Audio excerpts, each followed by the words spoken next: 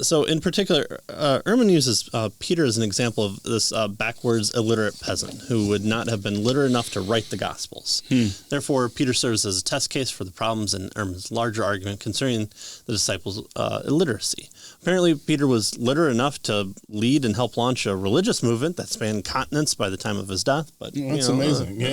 Right. So here are thousands and thousands of people that he kind of launched this movement, and yet the claim is just that yelled at people, and that was it. Yeah. Grunted. No, right. Kind of grunted it. Be good. There. Done. Gospel presented. So this means he must have been a solid oral communicator at the least, making him potentially capable of expressing himself in letters. Yeah. And the fact that, he was one of Jesus' right-hand man, probably got sent out into the towns as a leader to figure out what things were, to talk to people. He at least had some idea of that. And we see at least a change, especially after Pentecost with Acts 2 and understanding that here he's preaching to a bunch of people that Jesus didn't interact with, but they all, 2,000 people came to saving faith that day? 3,000, I think, yeah. So, and the command that he had of the Old Testament, Right. I mean, where did that come from, right? He used a lot of verses of prophecy and that sort of thing during that sermon. So, was he illiterate? Well, I don't know, but he sure knew the Old Testament, right? Yeah.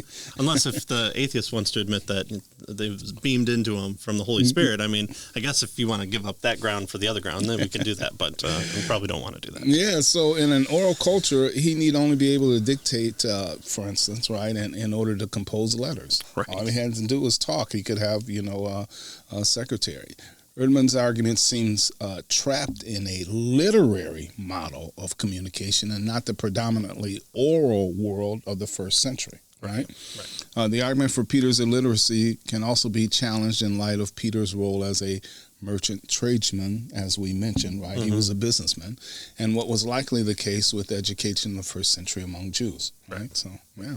So probably not a slave who is just day to day, give us this day our daily bread. That was a kind of a prayer for slaves. I mean, he went out, he had ships, he had boats, he had wife, he had a house. He had all these things during John the Baptist's following, and then he at least left some of it or left it in the care of his wife and mother-in-law and went out with Jesus. So he at least he was of some standing at some point in time. He could go back to it. That's when Christ was crucified, and that's where he found him, was going back to the boats. It's not like he sold his shares. He was able to kind of just keep it right there. So that's right. Sold his shares in that. I guess. I guess the Roman stock market. Right. So Ehrman's argument here is that Peter and John were illiterate based on translating agrammatai in Acts 4:13 as illiterate. Well, what this does is it completely misses the point. The word agrammatai is the opposite of grammatai, which commonly in the New Testament times denoted formal education, if not professional scribal training. Right. So it wasn't necessarily that they were illiterate, right? That the claim was that the Jerusalem religious leaders were making. It was that they didn't have formal education. Right.